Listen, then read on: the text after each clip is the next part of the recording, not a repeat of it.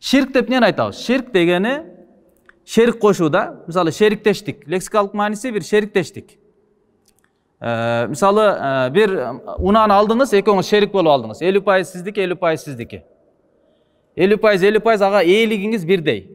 Ээлигиңиz бирдей болгондон кийин тасарруфуңуз дагы бирдей болот. Аны иштетүүгө дагы, аны колдонууга дагы экөөңүз тең бирдей акыңыз бар да. Экөөңүз тең бир нерседе шериктесиз да. Ошондой деңгээлде Алла Тааланы шерик кылбаш керек жашоодо. Аллага шерик кошпош керек. Yani tasviyatul halik bil mahluk fi ahad minal aşya'il khamsa oşonu şirk деп айтат.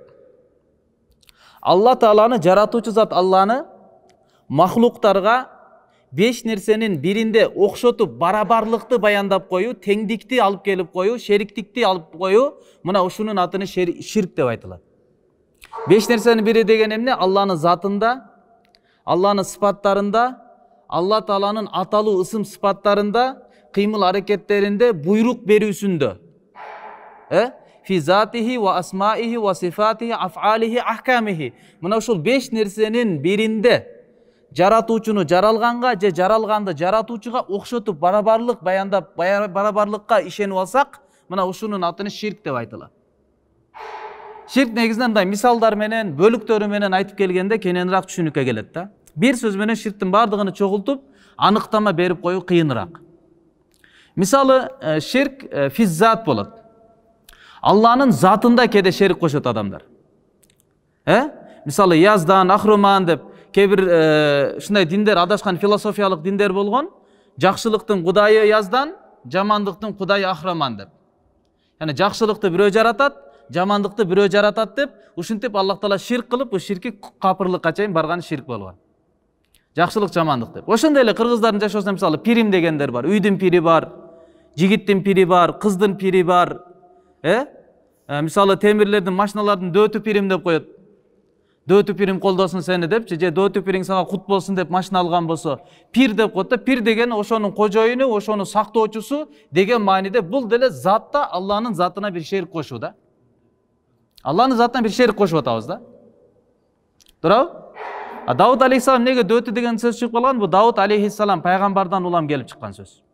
Давуд пайгамбарыбызга аланна лахул хадид деп Давуд алейхиссаламга Аллах Таала темирди ушундай бир жумшартып берип койгон эле, аны кандай камыр жуурган сыяктуу эле жумшак ошо темирди иштетет болчу, темир уста болчу. Ошого байланыштан адамдарда ушундай түшүнүк келип кеткен, ал пайгамбар, ал пенде. Темирдин кожоюну Алла. Темирди жумшартып баш ийдирип берген зат Алла, сактоочусу Алла. Давуд пайгамбар эмес. Дөөтү ал пирим эмес, Давуд ал пир эмес. Давуд ал пайгамбар алейхиссалам. Дүйнөдөн өтүп кеткен пайгамбар. Сактоочу зат бул Аллах Таала. Yani Allah'ın zatında şerik koşpoş gerek bizde. Ekinci dağı şeriktіктен misалы şerik koşuğunun türü var. Bir nerseni atoodo, bir nerseni ibadat kılууга, sıyınууга tatıktуу деп eseptөөдө şeriktik koşulat. Misалы Araplar, Peygamber Aleyhisselam zamanasındağı müşrikler. Алар эмнеле? Allah бар дейтеле. Kuday бар, Allah бар. Бирок ошо менен биргеликте дагы ушундай эстеликтерди жасап алып, ошол хайкалдарга, ошол эстеликтерге, буттарга алар дагы сыйынышат болчу, Кудай катары. Булар бизди Кудайга жакындатат деп, Алла Таалага дагы башка шериктерди кошуп алат эле. Сыйынууга булар деле татыктуу деп түшүнөт эле да. Сыйынууга кайсы бир нерсени татыктуу деп түшүнсөң, демек сыпатта дагы Аллах Таалага ошону шерик кошуп койгон болосуң. Эмне үчүн сыйынып атасың? Сен ал пайда берет же зыян берет же сактайт деп атасың, демек сыпатта дагы бул жерде шерик кетип атат да. Аллага шерик кошуп атабыз. Алла сактайт, ошондой эле бул деле сактайт. Тумарды мисалы илип алган. Тумар мени сактайт деген ишеним менен. Ширк эгерде тумарга болгон ишеним болуп кала турган болсо, анда Аллага болгон тумар деле мисалы. Кээ Кудайга да ишенет, манас атам колдосун дейт. Кээ Кудайга да ишенет, мазарга деле барып кое берет. Мазарга деле сыйынып кое берет. Бул деле ширк, yani сыйынууда бирөөгө шерик кошуп атабыз Аллах Таалагачы. Сыпаттарда кээде шерик кошуу болот. Аллах Таалага сыпаттарда кээде шерик кошулуп калат. Аллах Таала өз сыпатына лайса камислихи шей ва хуа самиун басир. Аллах Таала өзү сыяктуу, Алла сыяктуу эч бир нерсе жок. Алла жападан жалгыз. бүткүл канча шериктик болсо ошо шериктин бардыгы жокко чыгат. Ла шарика лаху, Аллага тандык эч бир шерик жок. Аллага тандык эч бир окшош жок.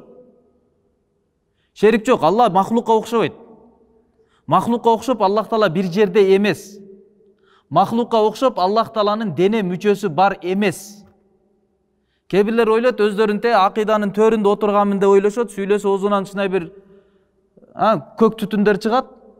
Бирок ишеничтери мужассима мушаббихалардын ишеничиндей.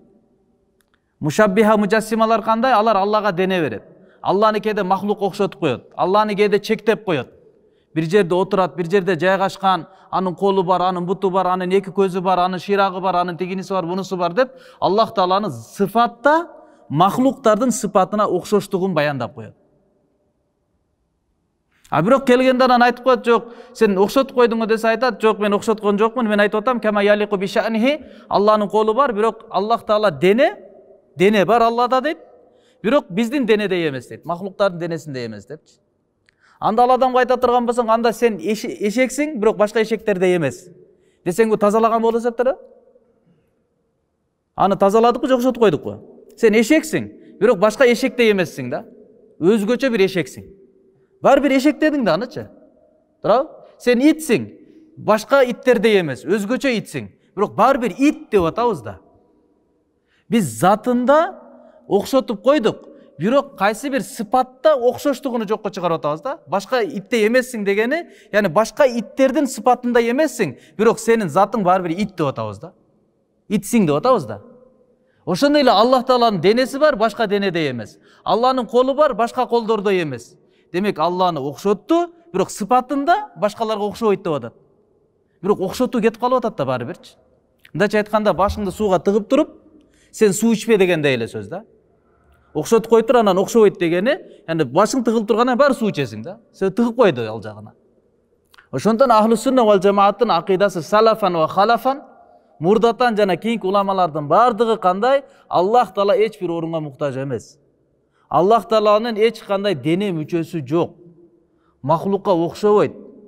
Орду жок десең, анда дагы суроо пайда болот. Орду жок десе, асмандын үстүндө дебесеңер, арштын үстүндө дебесеңер, асмандын ичинде дебесеңер, анда кайсыл жерде? Бар болуш үчүн бир жерде болуш керек деген суроо пайда болот да тура. Бар болуш үчүн бир жерде болуш керек деп. Анда айт, анда тууганым, мо столдун баласы барбы же кызы барбы? Баласы барбы, кызы барбы? Үйлөнгөнбү же үйлөнгөн эмеспи? Ургачыбы же эркекпи? Десек жарашабы? Жарашпайт да тура. Бул столго андай байланыштын тиешеси жок. Бул стол, буга тиешеси жок. Бул эркек ургачы эмес бул. Бул үй бүлөлүү, үй бүлөсүз эмес бул. Бунун бала чакасы болбойт. Буга тиешеси жок. Ошондой эле Алла, ал эч бир орун жок учурда Алла жаратуучу болчу. Эч бир орун жок учурда Алла бар эле. Калган бардык нерсе жаралган. Ал Алла бар болуу үчүн бир орунда ээлөөгө муктаждыгы жок Алла Тааланын. Сөзсүз бир жерде болсун, ал бар болуш үчүн эмес. Алла орунга муктаж эмес. Махлукка окшош эмес Аллах Таала. Махлукка окшошуп алып туруп, Аллах Таалага болгон акыйда ишеним кура албайт. Ал окшобойт Аллах Таала. Эч бир орунга муктаж эмес. Абу Ханифа рахималлахдын Васия деген китеби бар. Ошондо дагы арайта инкила айналла фамада туджиб. О Абу Ханифа, эгерде сизден сурай турган болсо, Алла каякта деп суралса, сиз эмне деп жооп бересиз дейт. Десе ал киши айтып атат, Аллах Таала бар эле, ошол учурда эч бир нерсе жок эле. Яни нерсенин өзү, заты, сыпаты эч бир нерсе жок эле. Вала айн, ошондой эле мындай место имения, кайсы бир жерде, каякталык деген жер деген нерсе жок болчу. Эч бир орун жок болчу. Эч бир жаралынган нерсе жок болчу. Жана ал бардык нерсенин жаратуучусу дейт. Яни бардык нерсенин жаратуучусу дегени, ар бир нерсени жараткан, жаралган нерсеге муктаж болбой туруп жараткан, ошондой эле орун деле бул махлук, Алла орунга кийин жараткандай муктаж болуп калган жок. Эзелтен кандай болсо, Азирет Али разы айтканда, кан Алла вала макан ва хуал ан ала ма алейхи кан. Алла бар эле, мурда кандай болсо, азыр деле кайсы негизде болсо, азыр деле ошондой эле дейт. Өзгөрүү деген Алланын сыпатына келбейт. Ал кудайчылыкка каршылык келет. Кудай өзгөрбөйт. Кудай күчкө толуп кетпейт, алсырап кетпейт. Акылман болуп кетпейт. Ал мындай бир тажрыйбага ээ болуп кетпейт. Ал Кудай жок топтон пайда кыла турган, бүткүл ааламдагы махлуктар 100% ошо муктаж болуп турган, негизги бардык сыпаттарды эң бийик деңгээлде өзүнө чогулткан заттуу Кудай деп айтылат. Ал Алла орунга муктаж эмес, урматтуу туугандар. Алла субханаху ва таала орунга муктаж эмес. Сыпатта Аллах таалага шерик келтирүү болбойт. Сыпатында махлуктарга окшотуп Аллах таалага сыпат берүү бул, урматтуу туугандар, туура эмес түшүнүк болуп калат. Ким эгер каалаган болсо, башка толтур акыйда китептер бар, салаф уламалардыкы. Ошолордун китептеринен кененирээк окуп алсаңыздар болот.